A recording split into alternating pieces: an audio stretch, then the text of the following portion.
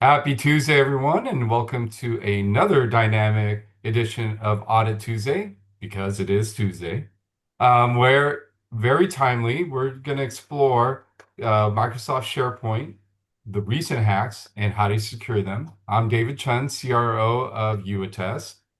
And to help us understand the risk, we have cyber specialist Greg Kutzbach of Exhibit A Cyber. On the identity front, we have Garret Grajek, CEO of YouAttest, a 15 patented identity innovator. Welcome both Greg and Garret. Let's dive in. Good stuff, David. Thanks for being here, Greg. Thank you, Greg. Greg, let's start by setting the stage. Can you tell the audience who you are and what you do at Exhibit A Cyber? Absolutely. I'm owner of the company, but one of our primary things that we do is we do incident response. So we actively work with companies that are compromised, being compromised, recovering, etc., and help them through those really hard times. We have to do the initial access vector, how did they get in, all the way through impact of what did they do. But on top of that, we're a full service cybersecurity company that works on top of your existing IT stack or your existing MSP. Great, thanks for that. And Garret, how about yourself? I'm an identity guy. Greg's broad.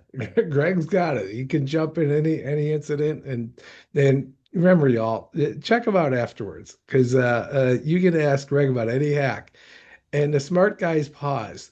And Greg's one of those guys. He'll pause and then he'll give you a full answer, like he will in his SharePoint. I'm focused on identity. My whole life has been identity. IBM, RSA, Motorola, etc. Before starting my own company's two-factor over at SecureAuth, and then leading a 9ML project over at Cylance for identity. UAttest is just a culmination of that work. It's focused on identity and identity governance. Who has access to what? And that's what we'll talk about here about the SharePoint hack and the need for who has access to what on SharePoint. Yes, and again, how very timely. We've all read the news reports recently about the hack over with the Air Force side of things. Greg, can you describe the recent SharePoint on-premise server vulnerability and attackers and how they exploited and compromised corporate environments as well? Absolutely. Okay, so this is one of those things that has a timeline. Time is a big element here. So May 16th, researchers found CVE 2025-49704, which is a remote code execution vulnerability, and CVE 2025-49706, which is a spoofing vulnerability, May 16th. July 8th, Microsoft released the patches as part of their standard Patch Tuesday. So as long as you're patching, you should be good. However, July 19th, so that is 11 days later, Microsoft released that there was active exploits against on-prem SharePoint servers with CVE-2025-53770 and CVE-2025-53771, which is a security bypass. So anyway, that's the timeline. That's a researcher figures out something, Microsoft fixes it, and then Microsoft announces that there is live things going on. Um, the affected versions of this are SharePoint 2016, 2019, yeah, 2016 and 2019, and to much lesser extent, SharePoint Subscription Edition, which should be running up at the 24H, was it 24H2, I believe?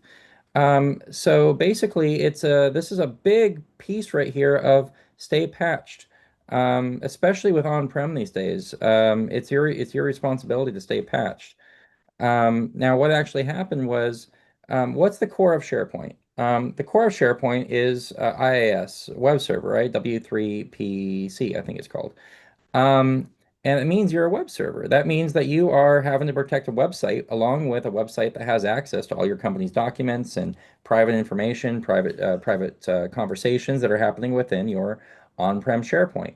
Now, who uses on-prem SharePoint these days? Because I know I don't. I use Microsoft 365 with hosted SharePoint up in the cloud. But who does? Well, people that have a lot more governance around owning the machines, owning that piece of metal and hardware that it sits on. That's going to be here's a couple of the victims.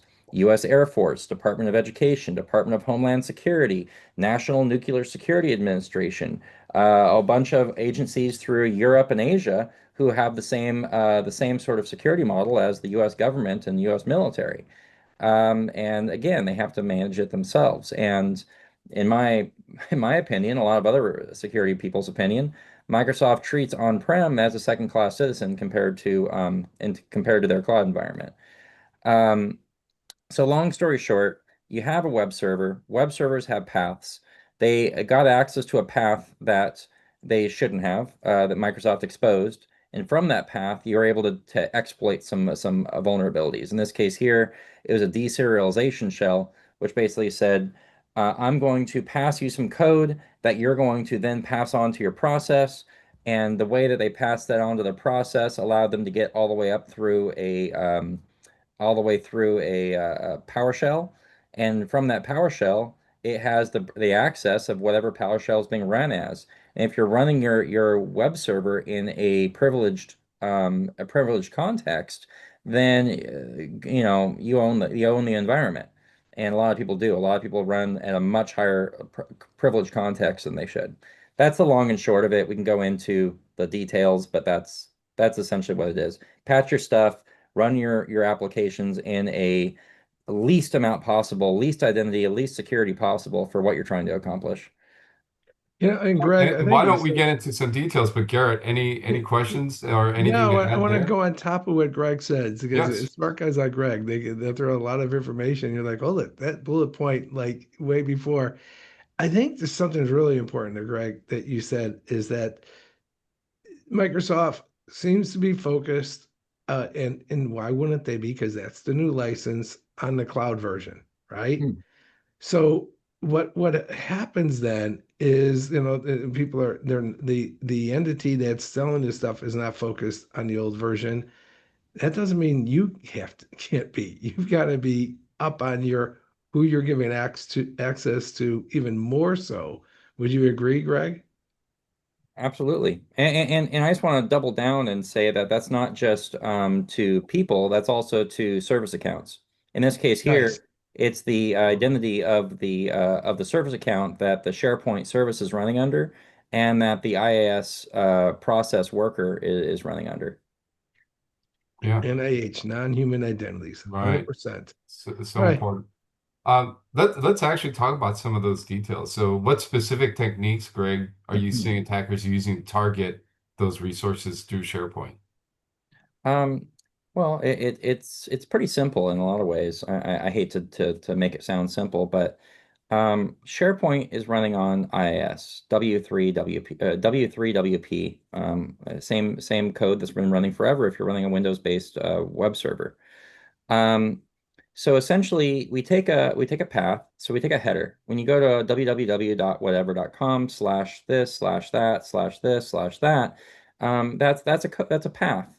So you go into the path and you feed it some parameters, and if you can feed it a parameter that is serialized, in other words, lots of information stuck one after the other and put it in serial, and then the server has to deserialize that to process it, and there's a bug in the code, then that's what happened. They exploited the deserialization method as the way in, and once they were able to get in, then like I said, um, they were able to run as local user, which is oftentimes going to be some level of admin. And they are able to bypass the trusted token path entirely. So if you go through the front door and you have to authenticate against the web server and say, I'm going to be using a SAML or a OIDC or one of the other methods of authenticating against the server, then that means that all the security that they've layered in, you're following the way that they ask you to do it. But if you find a traversal path and you feed it some information in a way that it didn't expect you to do it, then you aren't going through SAML or OIDC. You're not having the SOC look for identity-based issues. You're exploiting the server. Now, once you're in the server, you get to run in the local context of whatever that server is running under. You can't really go easily above the context of what you're in. I say easily, there are ways, um, but that takes additional exploit. The easiest way is to use it in the context of the user it currently is. So if that means if SharePoint's running under a domain admin or local admin or some sort of privileged user or has access to the files or anything else, then that means that you are now running PowerShell under that context. Um, so, so the big thing is that SharePoint's data is a data hub, and that compromising the web app can then get you into all sorts of collections and libraries and user profile services. Um, and if you've been lazy about the way that you've done permissions, so once you're in, if you assume, okay, well, if they've authenticated, then now we can just put everyone permissions on this. Because if they've authenticated to this point, then everyone's just fine. No, be explicit. Say what group is allowed to get access to this collection, what group is allowed to get to this library. I don't care if they've already authenticated upstream. I need to be explicit everywhere, which means that you don't find a crack in the armor and then say, okay, now we got everyone permissions.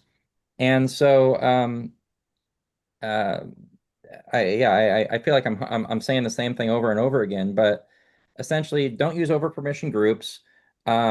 Look actively for over permission groups. Um, and then on top of that, just in case we have some sort of privilege escalation, make sure that you're having your EDR and your threat hunting and your SOC looking for the people running processes that they shouldn't be running. Right. So it's a defense in depth. How much prep can you do to keep them from ever getting access to it? If they do get access to it, try to prevent them from getting access. If they do get access, then try to detect it quickly. And if they do get in there, try to prevent exfil. So it's kind of like just go from a worst case to a worst case from a worst case instead of just saying, okay, you got in, you get everything. Sorry, I think I answered more than your question there, but Well, thank you for the advice, and it is wonderful information. That really leads to a question for Garrett.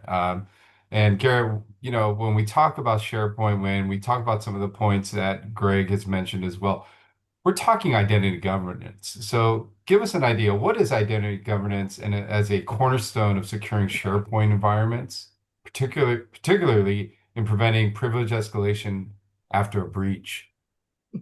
And I'll say identity governance, right? There's something that you don't hear much anymore. People talking the last 12 months. Um, Zero trust. We don't hear about it because everyone's talking AI. There's nothing wrong with that. I mean, now we're all, cited, all good.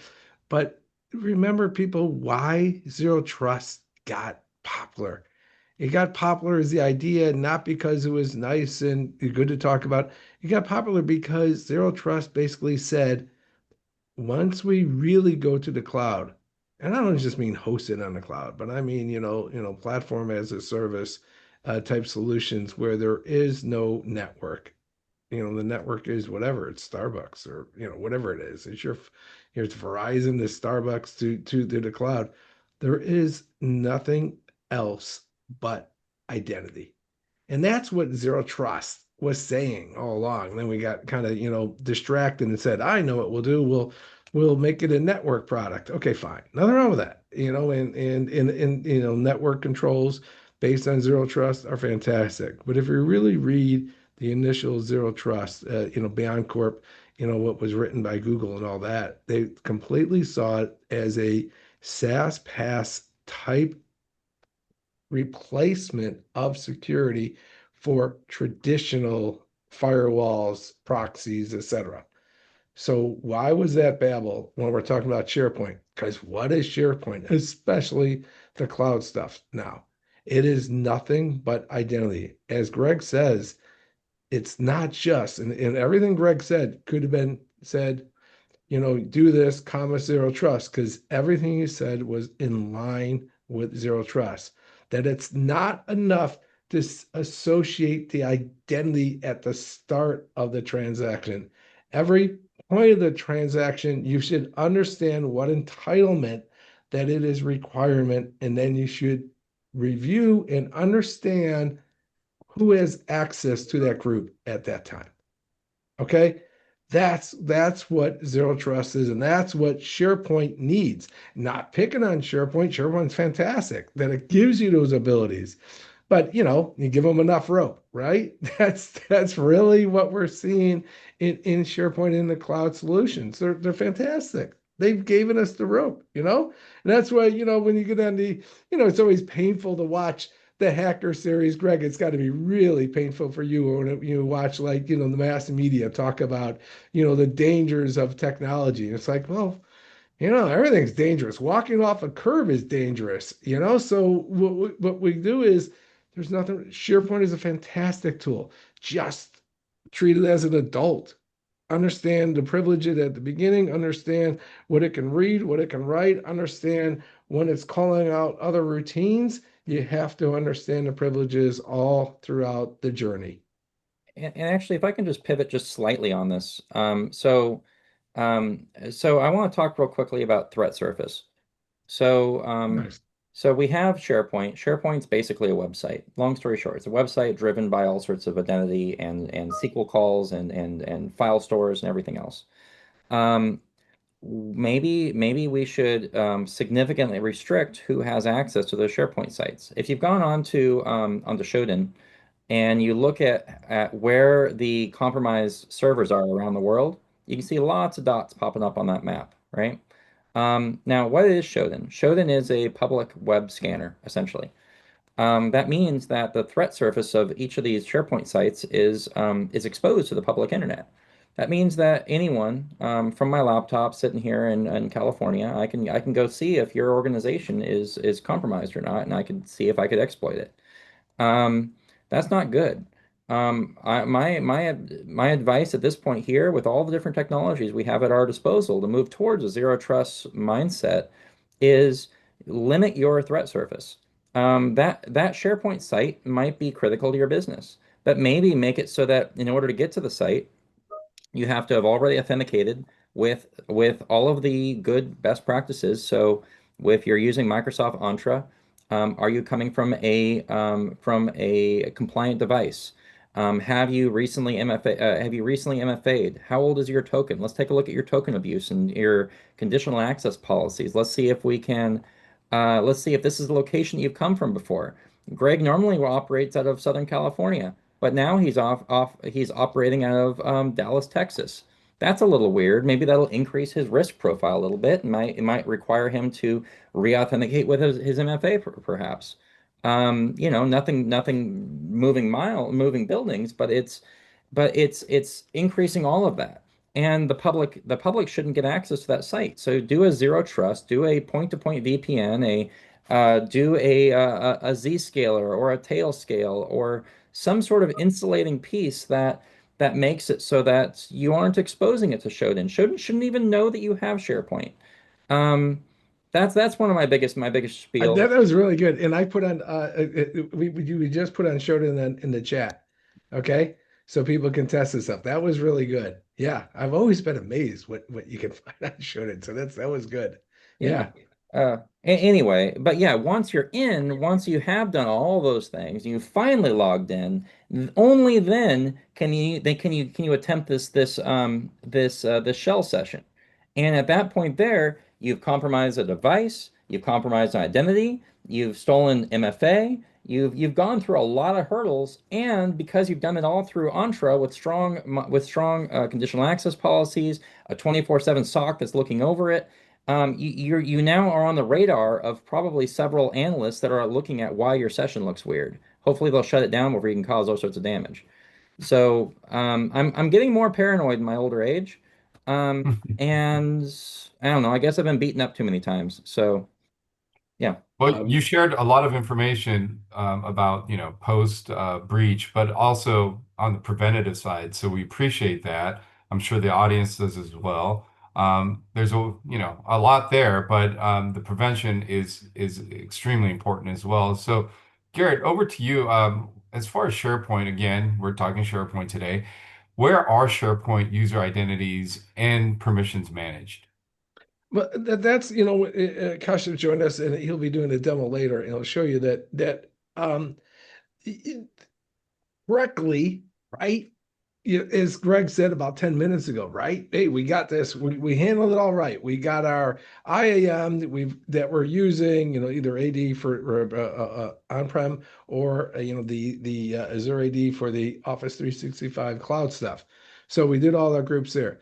But as we'll show in our demo, unfortunately, it's not always that way. A lot of people will just put the permission straight into SharePoint, and I don't fault Microsoft. There's no bashing there. That's just I'm sure someone screened them. I always say IT is always who screams the loudest. Having worked on a help desk for a couple of years, someone would scream at me and I'd change permissions, and I'm sure it's the same way with online SharePoint that you can manage the permissions through the tool itself, which isn't bad, but it isn't secure and it doesn't really scale. And that's why you need a tool like YouAttest, which will show you how you can audit those permissions. Right, my friend Kashif? Yeah, What you're Absolutely. describing there is permission drift. You did a good Yes, job. that's a good word. I don't use that. I You like you that. you you Yeah, did a great job setting up permissions 5 years ago, and you haven't looked at them since. right. Um, yeah. so Yeah, I always use permission creep, but I like permission drift too, because it's actually really what really happens. People just start going, yeah, that was the policy, but this is it. And that's, and I guarantee you it's in someone's document somewhere that the policy is all permissions will be done through the IAM. And then it's like, well, but it's not. And you still have to audit that. I also want to bring up one more piece that's beyond just looking at permissions and zero trust and reducing threat surface. Because I don't want to just talk about SharePoint here. I want to talk about so many of the larger Yes. platforms that we rely on these days. Case in point, the recent Salesforce hack. Um, a lot of these are preventable. If you look, a lot of these vendors know that there's a lot of threat surface in their applications. And because of that, they've published documents on how to harden them, best practice configuration, things of that nature. And it's all there. They have security teams, they have support teams, they have documentation. It's all there on how to harden the application. If you're going to set up these applications as a core piece of your business, hopefully they're making you money. Hopefully these applications are there for a reason. That means that you need to put the effort in to support them, not just set them up and get them working and have the users be happy, but that means proactively looking at the documentation and following best practices per the manufacturer. You don't have to be the best security researcher in the world, but you do need to read the documentation and stay current with best practices. So I just want to super lean on that because a lot of the things that allowed these escalations to happen went against Microsoft best practices when setting up SharePoint. wonderful, wonderful. Well, if I may, I'm going to ask Kashif, our product lead over at YouAttest, to talk directly about one of those solutions, that being YouAttest. So, Kashif, will you go ahead and share your screen? Thanks, David. Yes, absolutely. And yes, before I do that, let me just figure out how to do it. Here we go. Please let me know when you can see my screen. Coming through clear. Cool. So what we've built into the existing tool is the capability of, reviewing who has access to which SharePoint site, who has access to which SharePoint library, and beyond these two, sites and libraries, what we are planning to do in the coming days, like in weeks, is to be able to filter out those files that have been shared outside of the domain with somebody. It could be an email identity, it could be another account outside of that domain. In order to filter out, there's a lot of noise in that sharing, right? So we want to filter out if it was shared internally, if there are system files. We just want to focus on whether a file has been shared with an outside resource to an outside entity. That will give us a lot of insight of what's going on in addition to sharing a document within your company with your colleague if in another department, in addition to if that document, that sensitive document, has been shared with anyone outside of that domain. So this is our next step. But so far, what we can do is, for example, if I take an example of IAM and Entra ID, we can create a group within Entra ID that whenever you put a name or an email inside that group, it will inherit permissions to a specific or SharePoint site or a SharePoint site as a whole. Whenever you remove that person, permissions are gone. Can you review that group who can access SharePoint? Yes. So if you have created the group with YouAttest, you can create a group audit, right? You can target that SharePoint group who gives permissions and access to people to get access to SharePoint or any site within SharePoint.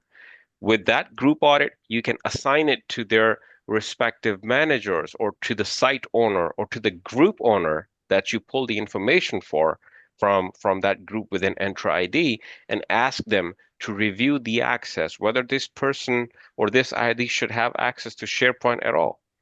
If they say yes, well, the point comes, what about SharePoint sites? Who got access to those sites? Who got access to those libraries? Can you review their access? Yes, you can. You can target specific sites in SharePoint. You can target specific libraries in SharePoint. And when you go within those libraries, you will be able to, in the near future, you'll be able to target specific documents if they are being shared with an outside resource. How we do that? Pretty simple. Just like we create an application audit, a group audit, you create a site audit. So you choose a SharePoint site, or you choose multiple sites in SharePoint, and ask the tool who's got access to it. It shows you the site owners, it shows you who's got access to that site, including individual users and groups who've got access to these SharePoint sites will pop up. And then you'll be able to say yes or no to each one of them. If you need to revoke somebody's access to that site, it's sensitive, he no longer needs that information or that access, just go ahead and recommend to revoke, just like you do in application group audit or user audit. Now you can do the same for site audit. But let's say site is not your objective. Site access is fine. All you need to do is to review a library access that resides within that site I've got access to. So I can access site XYZ, but can I access library ABC within that site? Well, that's up to you. You can give access to that person in a specific site to a specific library, so he does not have access to the rest of the 9, but only one library that he should be concerned with. So you can create a library audit and pull the library owners and then assign that audit to their specific library owner or the site owner if they're both the same, and ask them for their review, whether this person, this ID needs access to this library that holds sensitive information and sensitive files. If they say yes, well, you certify that. You're good with it. If they say no, I would like to give this access to this user, but not to this group. So go ahead and recommend to revoke the access of that library for that group. And that way you can have that report, the same report at the end that you get for the SOX audit, for SOC audit, get the evidence, see who has access to what, and just present it to your auditors. Anything on that? Would you like to ask Garret or Greg or? No, I did. So basically, what we're saying is, we're just talking that there's two ways to add permissions into, modern SharePoint. You can go through Azure AD the way you should, or Entra ID, and add it in the groups, etc. Or you can go directly, and what you've done is shown that we can audit them both ways. Correct? Yes, that's correct. Look at that. I just want to also point out Please. that if you're using the SharePoint subscription model, you can use Entra. If you're using SharePoint 2016 or 2019, I don't believe you can use Entra. I believe you have to be using on-prem identity. Yeah, that's right. Got it. Yeah. And so if you are using on-prem identity, YouAttest can still help with managing those groups and the same sort of permission audits, which is great. But in terms of best practices, that means that you need to have your security operations center and your security team looking for irregularities of Active Directory user behavior. Users that are doing things that are unusual, logging in unusual, a lot of the things that are handled in Entra ID conditional access policies.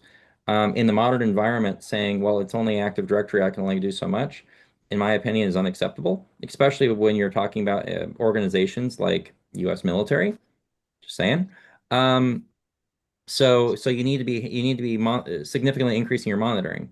And then you need to say, well, if my application doesn't support that monitoring, that's a very strong reason that you need to be bringing it to management and saying this product is no longer sufficient for the security needs and the data governance needs of this organization. So we need to be moving a project towards something that's more governable, auditable, protectable. And that's how we go and talk to management about risk. And just to talk to all the IT leaders out there that are listening right now, um, management is tired of hearing about, I need to buy this, I don't have enough budget. It's the same thing we've been saying for decades, and they're tired of it. Talk to them about risk. Say, um, we're currently using SharePoint 2019. We're using it on an extended life model. It is under patching and warranty and support from Microsoft, which by the way, that's another issue. But anyway, it is supported. So we're okay on that. But um, these are the types of attacks that we're seeing. This is the data that we're having in there. Here's our blind spots, and we don't have a good way of fixing these blind spots, or we do have a way of fixing these blind spots. It's going to cost us all this extra money, and we don't have the talent, so we need to build up that talent, on and on and on. If something happens, here's how much data they can take from us. I don't know how to translate that data into business needs, so talking to you as Mr. CFO or COO, if this data were to leave the company, what would be the impact of it? And that's the whole likelihood versus impact calculation that any good risk officer should be thinking. So I just want to tell everyone, talk in terms of risk to management, and that's how you should be bringing up YouAttest and identity governance and what software is no longer appropriate for the business from a risk standpoint.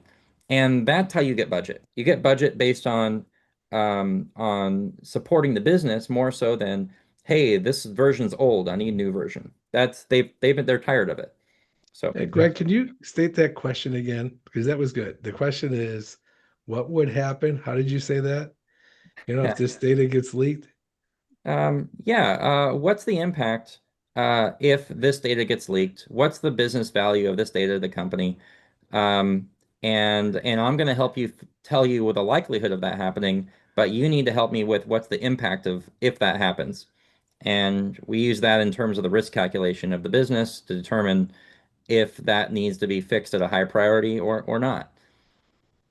Yeah, I think we've all got to be comfortable with the business case around our solutions and what's being proposed. So wonderful point as well, Greg. Um, Greg, we do have a few questions from the audience as well. So I'll ask the first one here, and that is, are there any discovery methods to inspect ransomware extension files in existing SharePoint instances? Sure. I mean, SharePoint has it built in. It's through Microsoft Purview. You could easily run Purview queries and do it manually. Or if you're integrating with Microsoft Sentinel, you could run the KQL in order to do the threat hunting on that. The extensions are the easy way. I mean, you can there's various GitHub repos with all the known ransomware extensions that you could look for that. But you can also look for keywords. We could look for, ransomware notes that are left in random directories. I oftentimes will go into an incident response and I'll find remnants of years of multiple successful attacks on a company, and that you're like, hey, it looks like something happened in the past. They're like, oh yeah, that was 2 years ago, and it turned out that the persistence was mechanism was still there. So on that point, yes, KQL, SIMS, Purview, easy ways of finding them. But also finding them is super important because did you really, really, really clean up after that last attack? Or is there a backdoor still left from the persistence mechanism or initial access mechanism from the last attack? Because the person who cleaned up the last attack may have been a untrained general purpose IT person who ran malware bytes on an endpoint and said, looks like it's clean. Not sufficient, but it was closed and it was marked as move on. Anyway, that's my answer. Yes, you can absolutely search for it, but here's the reason why you search for it is because the attackers have already uh, pen tested your organization, which is a Mm. tongue in cheek because ransomware operators will often say, you owe us money for doing a pen test of Yeah, your it's just the organization. reports look different, right? Yeah. Yeah, there you It's go. definitely a attention grabber, right? Yeah. Once that's said. Garrett, another a question for you from the audience. As far as US test as a solution, how long does that take to set up? What Kasha was taking you Everything through? you saw today, guys, can be set up in an hour or two. That's everything can be set up, you know. But here's the thing. Setup is one thing. What we've done, what we've understood is that, yeah, we get you set up, we get you going. None of this has any value unless you do it regularly. None of it has any value. Okay. And yeah, some of the firms that we work with are fantastic. In fact, Kashif just had to drop off because he's working with one. A lot of firms don't have the bandwidth. So what do we do about that? That's why we partnered with Greg here. Okay. And he can give you his contact. If you saw this and go, wow, we really should be reviewing our identities, not as Greg said, just on SharePoint, but across our enterprise. And yeah, SharePoint, this UAttest stuff would do this stuff, but I just don't have the bandwidth to run it myself. That's why we partnered with Greg. So he'll tell you how to get a hold of him. And you know it is he can use this tool in your enterprise. He will use this tool in your enterprise to regularly run audits. So there you Yeah. go. And Greg, question for you at Exhibits A Cyber. How often would you like to see your clients using a tool to manage their user identities? Well, as far as using a tool, I mean, often, but in terms of doing an audit, I'm going to say quarterly. I think quarterly is a really good number. It means that there's not too much configuration that's happened over the last quarter. Annual, I think, is too little. Quarterly is easy. And again, this is a highly automated tool, so that means that running these reports is a relatively low lift. And it's involving the managers, and that keeps them current with updates in the UAttest interface, it keeps it top of mind, but it doesn't become an irritant. We don't want security to actually irritate the organization, but we do want to support it. Quarterly is my answer. Sure. Okay, great. And so with that, Greg, would you offer some contact information so the audience can reach out to you as well? Absolutely. Greg at exacyber.ai. So that's Exhibit A Cyber. So Greg at exacyber.ai. Reach out to me or find me on LinkedIn, Greg Kutzbach. I have a weird last name. You won't find it anywhere else but me. And I'm down for a chat. Me, my team, I can bring on our Microsoft 365 experts. We can bring in our partners like YouAttest.